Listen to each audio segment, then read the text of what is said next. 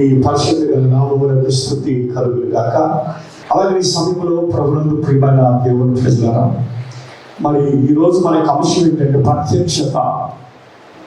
ప్రభువు యేసుక్రీస్తు సమాధి నుంచి లేచిన తర్వాత ఆయనే ప్రత్యక్షపరుచుకున్నాడు. అందరికి కూడా శిష్యులు లోపల ఉన్నప్పుడు వారికి ప్రత్యక్షమయ్యాడు. అలాగనే యేసు ప్రభు చనిపోయి తిరిగి లేచిన తర్వాత 40 దినాలు ఇక్కడ ఉండి ఎవరెవరు ఆసక్తి కలిగి ఉన్నారు, ఎవరెవరు విశ్వాసంతో ఉన్నారు, తోమా ఇవి నా గాయాలు చూడు అని చెప్పి ఏమంటారంటే, ఆ మాటలు మనం జ్ఞాపకం చేసుకుంటే మనం చాలా ధన్యులు అనుకోవచ్చు. సూచి నమ్మిన వారి కంటే చూడక నమ్మిన వారు ధన్యులు. ఆనాడు యేసయ్య శిలువ పడ్డాడు, సమాధి చేయబడ్డాడు. అవన్నీ చూశారు. వాళ్ళందరూ చూసి కూడా అనుమానిస్తున్నారంటే ప్రభు పడి ఆయన అంటాడు, చూసి నమ్మిన వారి కంటే చూడక నమ్మిన వారు ధన్యులు. అందుకనే ఆ మాటను బట్టి నాడు మనం ఆరాధన చేసుకుంటాం. మన దేవుడు గొప్ప దేవుడు. మన దేవుడు విశ్వాసంతో ఉంటే మన దేవుడు కార్యాలు చేస్తాడని నమ్మి ఆయన్ని ఆరాధించుకోండి. మన దేవుడు ఎలాంటి వాడండి? పరిశుద్ధుడు. ఆయన చెప్పండి, ఆయన పరిశుద్ధుడు కాబట్టి ఆయన ఏమంటాడు? వీడును పరిశుద్ధులై ఉంటుంది అని చెప్తున్నాడు. విశ్వాసులైనటువంటి మనం జ్ఞాపకం చేసుకోవాల్సింది ఏంటంటే, ఆ ప్రభువు యేసుక్రీస్తు చెప్పిన మాట, చూడక నమ్మిన వారు ధన్యులు. మనం చూడలేదు, నమ్ముతున్నాము, మనం ధన్యులము.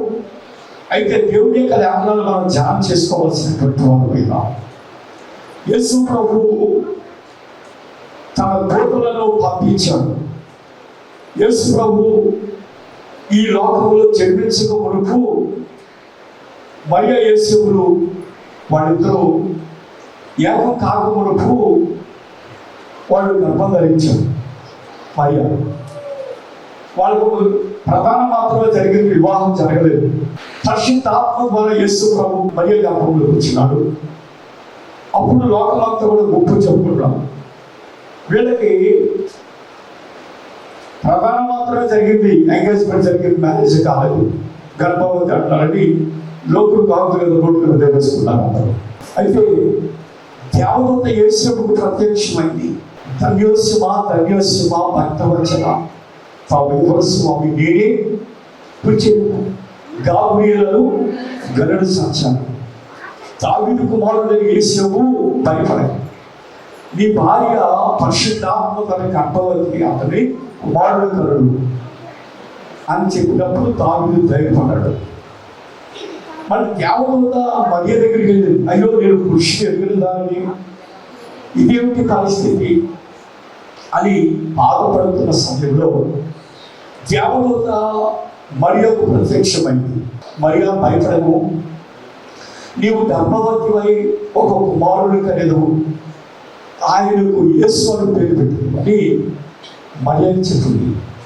అలా దేవదూతలు ప్రత్యక్షమైనారు. అలాగనే దేవుడి ప్రజలారా, దేవుని యొక్క వాక్కులు మనుషులకు ప్రత్యక్షమవుతాయి. దేవుని యొక్క దూతలు ప్రత్యక్షమయ్యాయని చెప్పారు మనుషులకి కొంతమంది. అలాగే హిజ్కియాకి టైం అయిపోయింది. మన టైం ఎంతో మనకి తెలియదు. హిజ్కియాకి టైం అయిపోతే దేవుడు దూతలు పంపించాడు.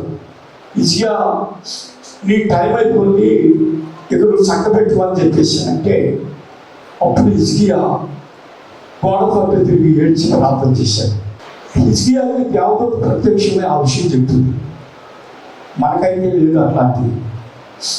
హిజ్కియా ప్రార్థన పరుడు కనుక నీ సమయం అయిపోయింది, ఇల్లు సంగ పెట్టుకోమని చెప్పేసి. ఒకటి, హిజ్కియాకి వర్తమానం వచ్చినట్టు నీకు నాకు ఈనాడు ఎవరికైనా వచ్చిందా చెప్పండి. మరణం వచ్చిందంటే అనాథగా మరణించేస్తాను. యవనస్తులు ఏంటి, పెద్దవాళ్ళు ఏంటి, ప్రతి ఒక్కరు. హిజ్కియా వేరు, మన వేరు. హిజ్కియాకి ఆ వార్త చెప్పినప్పుడు హిజ్కియా కూడా మనం జ్ఞాపకం చేసుకోవాల్సిన విషయం ఏంటంటే, గోడ తట్టు తిరిగి కన్నీరు కలిసి ప్రార్థన చేశాడు. ప్రభా, నాకు ఇంకా ఆయుష్ను పొడిగించు. దేవుని సన్నిధిలో కన్నీరు కాల్చి ప్రార్థన చేసినప్పుడు ఎంత టైం ఇచ్చారు చెప్పడం, దయచేసి మీరు చెప్పడం. 17 సంవత్సరాల ఆయుష్ దేవుడు ఇచ్చారు. దేవుని దూతలు ప్రత్యక్షమై జరగబోయే విషయాలు చెప్పారు. అలాగే మానవుడు దైవభక్తి కలిగినటువంటి దైవజనుడు దేవుని ప్రాధాన్యత దేవుడు ఖచ్చితంగా ఆ సహాయం చేసినట్లుగా మనం చూస్తున్నాం. అలాగనే దేవదూతలు ప్రత్యక్షమయ్యారు. అలాగనే దేవుని యొక్క వాక్కులు ప్రత్యక్షమై చూద్దాం దయచేసి. దేవుని ప్రజలారా, దేవుని యొక్క వాక్కులు ప్రత్యక్షమై చూద్దాం. ఇర్మియా గ్రంథం 1:4 చూసారా? ఇప్పుడు దేవదూత గారు దేవుడు కాదు, దేవదూతలు ప్రత్యక్షమై దేవుని వాక్కులు ప్రత్యక్షం అవుతుంది. యెహోవా వాక్కు ప్రత్యక్షమై నాకు ఎలాగో చదివించాను.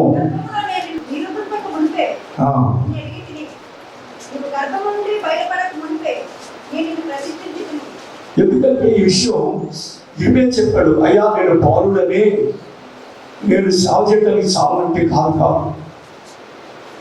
దేవుని యొక్క వాక్కు ఇర్మియాకు ప్రత్యక్షమై మాకు నేను పౌరుడను మనకు తల్లి గర్భంలో రూపింపకమునిపి నేను ఏర్పాటు చేసుకున్నాను అని ఇర్మియాతో దేవుని యొక్క వాక్కు చెప్పినట్లుగా మనం చూస్తున్నాం. 2వ అధ్యాయం 1వ వచనం చదువుదాం. మరి యెహోవా వాక్కు నాకు ప్రత్యక్షమై ఎలాగో చదివించాను, నీవు వెళ్ళి చాలండి. మనకు కావాల్సింది ఏంటంటే దేవదూతలు ప్రత్యక్షమైన నెంబర్ 2 దేవుని యొక్క వాక్కులు ప్రత్యక్షమవుతున్నాయి. మనం నిజంగా దైవభక్తి కలిగి దేవుని సన్నిధిలో మనసు దేవుడిని పెట్టి మనం ప్రార్థన చేస్తే దేవుని యొక్క వాక్యం మనకు ప్రత్యక్షమవుతుంది. మీరు కూడా జ్ఞాపకం చేసుకోవాల్సిన విషయం ఏంటంటే, మీరు ఎలాగే ఉంటో కాదు, కానీ దేవుని యొక్క వాక్యాన్ని మీరు అవలంబించుకొని సమస్యలు వచ్చినా, ఇరుకులు వచ్చినా, సంతోషం కలిగి ఏదైనా ఇదిగో బైబిల్ అనే అర్థం పెట్టుకుని మీరు చూసుకోండి. దయచేసి పొద్దునే లేసి అర్థం తీసుకుని మనం బయట కొంతమంది చూసుకోకుండా పేరు తెచ్చుకుంటారు, తీసుకెళ్తున్నాం లేదంటే సొల్లబడి అర్థం కదా. ఈ బైబిల్ అనే అర్థం చూసుకుంటే దేవుడు మనల్ని నడిపిస్తారు. ఇబ్బందులు వచ్చినప్పుడు, ఇరుకులు వచ్చినప్పుడు ప్రార్థన చేయటం మాకు నేర్పమని శిష్యులు అడిగినప్పుడు దేవుడు ఏం చెప్పాడంటే, నీవు ఉపవాసం నుండి ప్రార్థన చేయనప్పుడు గదిలోకి వెళ్ళి రహస్యమంతుని తండ్రికి అంతకంటే మనకి ఎవరంటే ఆదరించారు. మనుషులను ఒకటంటే కొండల తట్టు మనకి అది చెప్పినా. ఇంకోటి ఏంటంటే మీ భారము ఎక్కడ పెడతారు మీరు?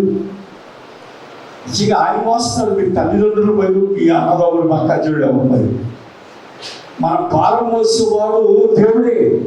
కనుక ఆ దేవుని యొక్క మందిరం ఉన్నది అందుకనే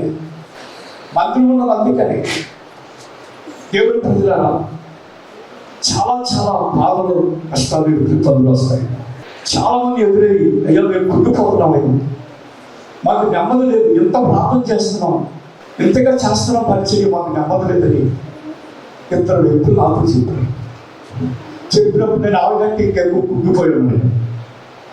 3 విషయాలు కుంగిపోయి వేదన చెందుతున్నాను, ఏడ్చేది. ఈ పరిస్థితిలో వాడు నాకు ఎదురయ్యి ఇలా చెప్తున్నారు, శ్రమ దినాలను కుంగిపోయినట్లయితే శాతకాలం ఉండబోతుంది. దేవుని ప్రజలు కనుక నీ భారము యెహోవా మీద పెట్టమని దేవుడి యొక్క వాక్యం చెబుతుంది. ఆయన దూతలతో మనకు కౌలు పెడతాడు. తన వాక్యం ద్వారా దేవుడు మనతో మాట్లాడుతాడు. తన వాక్యం ద్వారా దేవుడు మనతో మాట్లాడుతాడు. స్వయంగా ప్రభువే సమాధి చేయబడి తిరిగి లేచి ఉన్నప్పుడు మగ్దలేని మరియ ఎత్తుకుంటూ వెళ్ళి ఆయన తోటలో ఒక తోటమాలి అనుకుని, అయ్యా ఏడుస్తున్న ఏడుపులో ఉన్న వేదనను ప్రభు గమనించాను, దుఃఖాన్ని గమనించాను. అయ్యా నా ప్రభుని ఎవరో ఎత్తుకుపోయారు, ఒకవేళ నా ప్రభువును చూసినట్లయితే నాకు చెప్పు, నేను తెచ్చుకుంటాను అంటే ఆయన వేసే అనుకోట్ల తోటమాలి అనుకోండి. అప్పుడు వేసే ఎలా ఉందో చెప్పండి. అప్పుడు ఈయనకు అర్థమయ్యే స్వరమెత్తి మాట్లాడి మరియా అని పిలిచాడు. ఎప్పుడైతే మరియా అని పిలిచాడో ఆమె రబ్బూని అని చెప్పేసి, రబ్బూని అంటే బాధపడాలని అర్థం. రబ్బూని అని ఆయన పాతల మీద పడకపోతే అప్పుడు వేసి మాట్లాడాడు. ఏమన్నాడంటే, నేను ఇంకా తండ్రి గారిలోకి ఎగిరిపోలేదు కనుక ముట్టుకోలేదు, నేను వేసానని చెప్పేది నా శిష్యులకు చాలా చేయాలి. దేవుని ప్రజలారా గమనించండి, ఈరోజు మనకు అవసరం ఏంటంటే ప్రత్యక్షత. దేవుడు మనకు ప్రత్యక్షం అవ్వాలి. ఆయన బ్రతుకున్నప్పుడు వస్తే తలుపు ఇస్తూ లోపలికి వచ్చేవాడు ఆయన. ఇప్పుడు ఆయన సమాధి చేయబడి తిరిగి లేచిన మహిళ ధ్యానంతో ఉన్నాడు.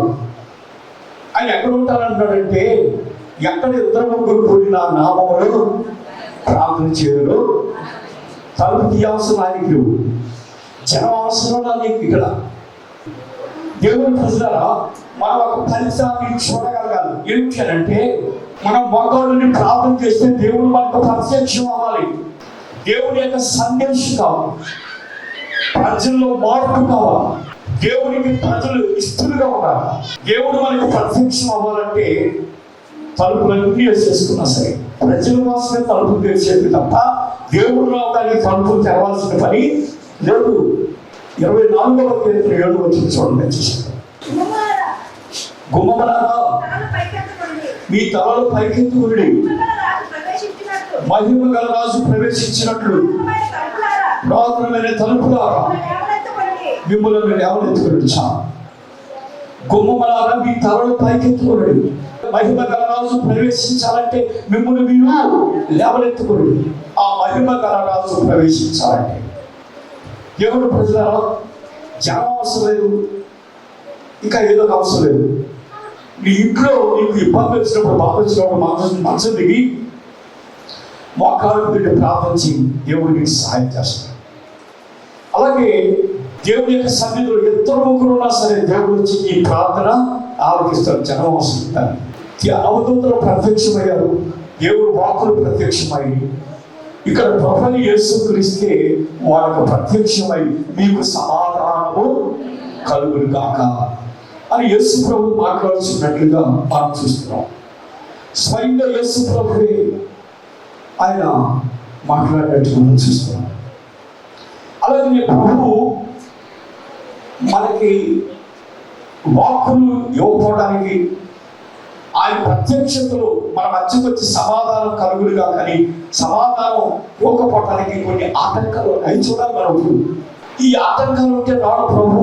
ఆయన వాక్కులు రావు, ఆయన స్వయంగా ప్రవేశించు. బాప్తిసం తీసుకునే ముందు ఈ పాపాలని ఒప్పుకోండి.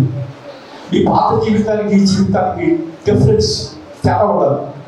బాప్తిసం అంటే ఏంటిదంటే ఒక ఇద్దరం భూమిలో పడి చస్తే గలదు మనక రాదు. యేసుక్రీస్తు సమాధి చేయబడి ఎలాగో తిరిగి లేచాడో అలాగే బాప్తిసం పొందిన ప్రతి ఒక్కరు కూడా పాత జీవిత విషయంలో చనిపోయి తిరిగి లేవాలి. ప్రకటన గ్రంథంలో కళాఖండితుడిగా కనిపిస్తుంది.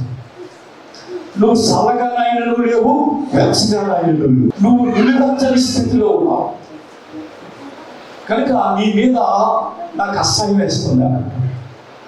దేవుని ప్రజలారా, దేవుడు మనకు ప్రత్యక్షం అవ్వాలంటే లోకాన్ని విడిచిపెట్టాలి. లోకం వైపు చూడకూడదు. ఎట్లా ఉండాలంటే మనం మొదటి కీర్తన మాట్లాడుకోవడం దయచేసి. దుష్టుల ఆలోచన చోటున నడవక, పాపుల మార్గంలో నిలవక,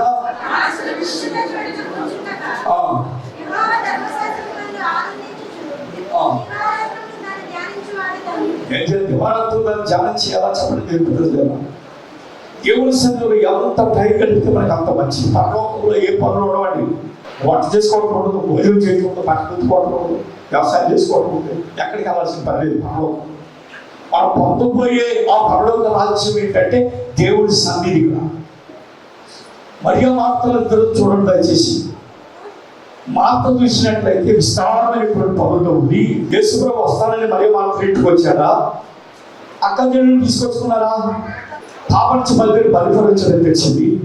బలిపాలు బలిపేస్తాడనగానే మరియా మార్త అనేటువంటి వాళ్ళు పెదమాంతాలు సుమరికెళ్ళిపోయి ఏమంటారంటే, ప్రభువా పెదమాంతాలు ఎన్ని రోజులు బస చేస్తారు, అన్ని రోజులు మీకు అకామిడేషన్ ఇస్తామా, అన్నీ మీకు ఇస్తాం, మీరు మా ఇంట్లో ఉంటారు తీసుకొచ్చారు. సరే ఎవరైతే మనకేంటి ఒక గ్రామంలో ఎంత పనిచేసి కదని ఆయన బలి వచ్చి ఒక రూమ్ ఇచ్చారు, అన్ని చూపించారు. పెద్ద పేరు మార్త, చిన్న పేరు మరియా. పెద్ద విస్తారమైనటువంటి పనులు పెట్టుకుని ఆమె పనులు చేసుకుంటూ వచ్చి చూస్తే చెల్లి ఏసై పాదలో వచ్చేసి ఏసై వేసి ప్రభా నా చెల్లి ఇక్కడ కూర్చొని నౌకర్ని ఎలా ఉన్నాయి అని ప్రభు మీద విసుగుపడతాం. యేసుక్రీస్తున్నాడు, మార్తా నువ్వు అనేక రకమైనటువంటి విస్తారమైన పనుల్లో ఉన్నావు, కానీ అవసరమైనది ఒక్కటి. దేవునికి స్తోత్రం, హల్లెలూయా. అవసరమైనది ఒకటే. ఆ ఒక్కటి మరియా చేపట్టింది. లోకంలో విస్తారమైనటువంటి పనుల్లో మార్త ఉండి గాబరు పడిపోతుంది. మరియా యేసయ్య సన్నిధిని ఆశ్రయించింది. యేసయ్య సన్నిధిలో ఉండటమే పరలోక రాజ్యంలో మనం ఉండగలుగుతాం. యేసయ్య సన్నిధిలో ఉండలేకపోతే పరలోక రాజ్యంలో కూడా మనం ఉండలేదు. దేవుని ప్రజలారా, తీర్పు జరిగిందట. ఎడమవైపు ఉన్నటువంటి వాళ్ళందరూ కూడా ఇటువైపు కదండి, కుడివైపు ఉన్నటువంటి వాళ్ళు ఇచ్చారండి. కుడివైపునేమో వెలుగు కాంతి, వెలుగు ఉంది, అక్కడ మంచి కాంతి ఉంది. ఇక్కడేమో నువ్వులు చీకటిగా ఉంది. ఇదంతా సరే, ఇటు వెళ్ళాల్సినటువంటి ఇటు వెళ్తారు, ఇటు వెళ్ళాల్సిన వాళ్ళు ఇటు వెళ్తారు. ఇటు వెళ్ళాల్సినటువంటి వాళ్ళు ఒక తెలుగు కలిగిన ఏం చేశారంటే ఇటు వెళ్ళాడు. ఇటు వెళ్ళిన తర్వాత అన్నారంటే ఇది నీ రూట్ కాదు బాబు, నువ్వు అట్టడిలో చెప్పేశానంటే అప్పుడు ఇటు వచ్చి అగ్గిలో పడి పారిపోయేటువంటి వారిని అడుగుతున్నాడు. అనుకుంటుంది జేబులో సొంత తీసి అయ్యా కొంచెం రూపిస్తారు కదా, చాలా ఇప్పుడు ఉన్నట్టు అని చెప్పేసి నారా పడదని చెప్పేసి ఇప్పటి ఒక లాగు తగ్గాడంట. లాగితే ఆడు అగ్గిలో పడ్డాడు. కనుక మన సొంత నిర్ణయాలు కాదు, దేవుడు ఎవరితో పంపిస్తాడో అట్లా రాశాడు. కాబట్టి దేవుని ప్రజలారా, దేవుని సన్నిధిని మనం ఆరాధించాలి. దేవుని సన్నిధి ఒక్క దినము కలుపుతున్న 1000 దినముల కంటే శ్రేష్టం. దేవుడు మనకి ఇచ్చినటువంటి వాగ్దానాలు ఏంటంటే, మనం చూడగలిగిన దేవుడి దగ్గరికి వస్తున్నాం, మనం ధన్యులు. దేవుడు మనం ప్రార్థన చేసుకుంటే కనపడతాడు, తన వాక్కులు ఇస్తాడు దేవుడు. మనం మీరు సమస్య ఇచ్చినప్పుడు, అవసరమైన ప్రయాణం ఉన్నప్పుడు చిన్న ప్రార్థన చేసుకుని, ప్రభు వాక్యమయ్యున్న దేవా, దేవుడు ఏమై ఉన్నాడమ్మా, వాక్యమయ్యున్న దేవా, నీ వాక్యం ద్వారా నాతో మాట్లాడాలి. వెంటనే అధ్యాయాలు ఎత్తుకోవాల్సిన బైబిల్ తెరిచిన చదవండి. ఖచ్చితంగా దేవుడు ఆయన అనుభవం, దేవుడు అక్కడ ఏమవుతుందో, ఎలా ఉంటుందో ప్రయాణం, ఇవన్నీ కూడా దేవుడు వాక్యంలో మాట్లాడతాడు. ఈ వాక్యం అంత గొప్పలో తెలుసా దేవుడు ప్రజలు? ఈ వాక్యం జీవం కలిగినటువంటిది. మీకు పేదకాలాలు వచ్చినా, మీకు మనశ్శాంతి కాకపోయినా బైబిల్ తలకం పెట్టుకోండి. ఏ పేదకాలంలో రావు. ఒకసారి కొత్తగా రక్షించబడినప్పుడు ఏడ్చి ఏడ్చి ఏడ్చి ఏడ్చి ప్రార్థన చేస్తున్నాడు. వేరే అదే మొట్టమొదటి రోడ్డు వెలుగులతో పెద్ద వర్షం పడుతుంది. నేను ఒక్కడనే ఉన్నవాళ్ళు పట్టుగా ఎవరిస్తుంది చిన్నవాడు, వాడు నవీన తొక్కల పక్షి. అప్పుడు ప్రార్థన చేసుకుని అప్పుడు రక్షించబడాలి. ఏడ్చి ఏడ్చి ప్రార్థన చేస్తుంటారండి. ఒక్కడో లేదు అక్కడ మా పత్రులు దాంట్లో ఏకాంతం పడతాయి. అక్కడికి వెళ్ళిన తర్వాత గుడ్ల మీద ఎక్కి గుడ్లు కొంత రాయి పెట్టినట్టుంది. నోటు మాట రాలేదు. వెనక వచ్చి ఇక ఏమాత్రం పిలుస్తాం అమ్మని, మా నాన్నని, అమ్మ అమ్మ నాన్న అనయ్య అనయ్య, నా మాట అసలు బయట నాకు వాక్యం గుర్తొచ్చి చెవుల్లో తడుకుండా ఇలా బైబిల్ చేయబడి బైబిల్ పట్టుకుని ఇక్కడ పెట్టుకున్నాను. కాబట్టి బైబిల్ ఇంటికి ఏం చెప్తున్నానంటే, ఈ బైబిల్ శక్తి కలిగినటువంటిది, ఈ బైబిల్ బలమైనటువంటిది. నేను చదువుకుంటే భక్తుడు యోహాను సువార్త లాస్ట్ అంటాడు, ప్రభువుని యేసుక్రీస్తు విషయాలన్నీ కూడా రాయాలంటే ప్రపంచం చాలా అనిపిస్తుంది అంటాడు. దేవుని ప్రజలారా, ఈ సమయంలో గమనించిన దేవుని ప్రజలారా, నీకు నాకు దేవుని యొక్క ప్రత్యక్షత కావాలా? మారు మనసు పొందినారా? బాప్తిసం తీసుకున్నారా? సంస్కారం తీసుకుంటున్నారా? ఇప్పుడు యేసయ్య మన మధ్యకి వచ్చి ప్రత్యక్షం అవ్వాలంటే తనకు అవసరమా? ఆయనే ప్రత్యక్షం అవుతాడు. మనం ఇంట్లో ఉన్నా సరే ప్రభు ఈ ప్రత్యక్షతలో మనకి రాకుండా ఉండటానికి కొన్ని ఆటంకాలు ఉన్నాయి. ఏంటంటే తప్పిదాలంటే మనకు తెలుసు. ఈ భూమి మీద ఏ జీవరాశులకు లేనటువంటి మనస్సాక్షి దేవుడు మనకు పెట్టాడు. ఇది మంచి, ఇది చెడు, ఇది మంచి మాట, ఇది ముందు మాట, ఇవన్నీ కూడా మనకు మనస్సాక్షి పెట్టాడు. ఏ జంతువులు కూడా లేవు, జీవరాశి మనకు పెట్టాడు మనస్సాక్షి. ఈ మనస్సాక్షిని బట్టి మనం తప్పు చేస్తే దేవుడు ప్రత్యక్షత అనేది ఉండదు. అబద్ధాలు ఆడతాము, చిన్న అబద్ధమే కాదు, అబద్ధాలు ఆడినా సరే దేవుడు ప్రత్యక్షత అనేది ఉండదు. పాపాలు దేవుడు ప్రజల పాపాలు అంటే తెలుసు, ఆజ్ఞాతిక్రమమే పాపమని, తర్వాత మన కాలివి మనం ఆశిస్తే కూడా పాపములని. ఈ పాపములు చేయటం వలన దేవుడు ప్రత్యక్షత మనకి ఉండదు. నెక్స్ట్ ప్రసంగి గ్రంథం 5వ అధ్యాయం 4వ వచనం చూద్దాం. నీవు నీ దేవునికి మొక్కుబడి చేసుకుని దానిని చెల్లించక ఆలస్యం చేయము. బుద్ధిహీనుడు ఆయనకి ఇష్టం లేదు.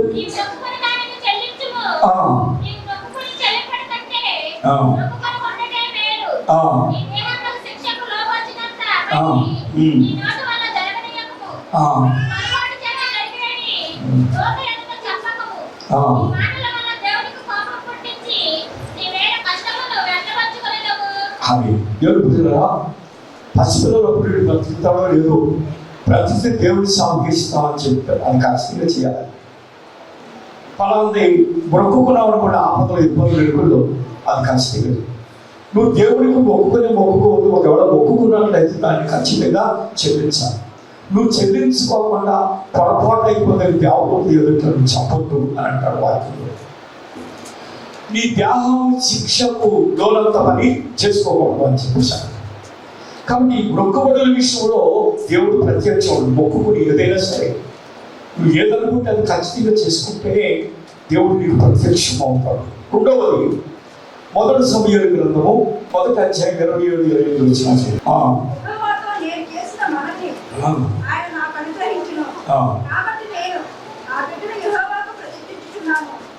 ఇక్కడ మొక్కుబడి చేసుకుంది.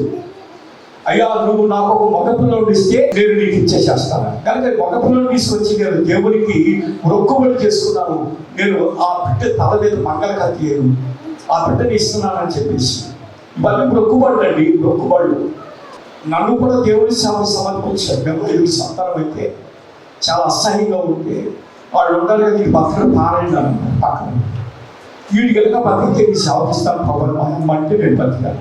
వాడు హాస్పిటల్లో బ్రతకుడు వీడి కష్టం అని అంటే అయ్యా వీడు బ్రతికితే నీ సేవకిస్తాను. వాడు బ్రతికి వాడు BTech MTech engineer doctor actor అయ్యాడు అనుకోండి, మర్చిపోతాను దేవుడి సంగతి. దేవునికి మొక్కుబడి చేసుకుంటే ఖచ్చితంగా అది చేయకపోతే దేవుడి ప్రజల ఈ ప్రత్యక్షత అనేది మనకి వస్తుంది. దేవుడు కనపడాలి, దేవుడు ప్రత్యక్ష. కాబట్టి సమయంలో గమనించండి, మనం ఏ అనుభవంలోకి వచ్చాం. మనం వారు మనసుకొని బాప్తిస్మం తీసుకుని సంస్కారం తీసుకుంటున్న మనము దేవుడు క్రీస్తు పనికి దేవుడిగా ఉన్నాడు. వాక్యానుసారంగా మాట్లాడతాడు, దేవుడు కళ ద్వారా మాట్లాడతాడు, దేవుడు నీకు ప్రత్యక్షం అవుతాడు. దేవదూత ద్వారాను సేవకుడి ద్వారాను దేవుడు నీకు ప్రత్యక్షమై, దేవుడు నీకు ఆనాడు శిష్యులకు ప్రత్యక్షమై నీకు సమాధానము ఈనాడు. నాకు 3 కుటుంబాలు కలిశారు. సమాధానం లేదండి అయ్యారు. ప్రార్థన చేస్తాను, నాకు అంతకంటే సమాధానం లేదు. నేను బయలుదేరి వస్తుంటే 5 వందనాలు అన్నాను. ఎగిరిపోయిన నాలో ఉన్న బాధ వేదనంతా.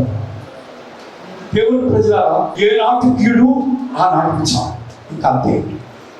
మనము దేవుని కలిగి ఉన్నామంటే, దేవుని నమ్ముకున్నామంటే ఫైనల్గా మనం చూడాల్సింది ఏంటంటే ఆయన ప్రత్యక్షత మనం చూడాలి. దేవుడు ఆయన బహు సమీపంగా చెప్పవసరం లేదు. 124వ అధ్యాయం అంతా కూడా చూస్తే చదవవసరం లేదు. ఆయన రాకుండా చూసినట్టుగా అన్నమాట. రాజ్యం మీద రాజ్యం, జనం మీద జనం, యుద్ధాలు, భూకంపములు, కరువులు. ఇదిగో బోధకుడు, ఇదిగో పాస్టర్ ఎక్కడ ఉన్నాడు అని చెప్పినాడు. ఇదిగో అబద్ధ బోధకులు అనేక మంది వస్తారని. దేవుడి రాకడ ఎలా ఉంటుందని చెప్పాడంటే నోవహు దినాల్లో ఉన్నట్టే ఉంటుందని చెప్పాడు. నోవహు దినాల్లో జలప్రలయం వచ్చే రోజు వరకు కూడా ప్రజలు పెళ్లి పుచ్చుకుంటూ తింటూ త్రాగుతూ డ్యాన్సులు తగరాలు వేస్తున్నారు. భయం లేదు, దేవుడు భయం లేదు. నోవహు దినాల్లో ఉన్నట్టు ఉంది ఇప్పుడు. కనుక ఇటు వార్తల విషయం కానీ, జరుగుతున్న ప్రపంచ వార్తల యుద్ధాలు కానీ ఇవన్నీ చూస్తే దేవుడు రాకు. మనం ఎప్పుడు స్టార్ట్ అయ్యాం దేవుడు సరైన. దేవుడు ఏనాడైనా వాక్యం ద్వారా నీతో మాట్లాడేలా ఇప్పుడు మాట్లాడుతున్నాడు. గ్రహించాల విషయం తర్వాత నువ్వు కోరుకుంటే ఎప్పుడైనా బైబిల్ తెలిసి నీతో మాట్లాడు. దేవుడే స్వయంగా వచ్చి నిన్ను దర్శించాడు. మనము వస్తున్నాం వెళ్ళిపోతున్నాం అనేది కాదు, కానీ మనల్ని బట్టి ఎంతమంది మారుతున్నాము, ఎంతమందిని దేవుడు సమీపిస్తుని వస్తున్నాం. ఇంత మందిరాన్ని దేవుడు మనకి ఇచ్చాడు. ఈ మందిరం చాలకూడదు, ఇంకా పెంచాలి. వాళ్ళు ఎప్పుడైతే నువ్వు దేవుని యొక్క ప్రత్యక్షతను చూసినప్పుడు నీ సాక్ష్యం అలా ఉంటుంది. కాబట్టి నిన్ను బట్టి నీ సాక్ష్యాన్ని బట్టి మన సంఘాన్ని ఇంకా అనేక మంది మారడానికి అవకాశం ఉంది. కాబట్టి సమయంలో దేవుడు నీ దగ్గర నాలుగు కోరేది ఆనాడు రకరకాలు వర్తమానాలు వచ్చినాయి, వాక్కులు వచ్చినాయి. దేవుడే స్వయంగా ప్రత్యక్షమవుతున్నాడు. ప్రార్థన చేసుకుని ఆయన అంటున్నాడు, నీవు నా తట్టు తిరిగి కదా ఆయన తట్టు తిరగాలి. ఆయన ప్రత్యక్షతకి ఏం అడ్డుపండలు ఉన్నాయో వాటినన్నిటి కూడా తొలగించుకుంటే ఖచ్చితంగా దేవుడు నీ కాపాడుతాడు. దేవుడు నీతో మాట్లాడు. ఆయన ప్రత్యక్షతను చూడటానికి వీళ్ళు దేవుడి మాటలు మన హృదయంలో బలపరిచింది.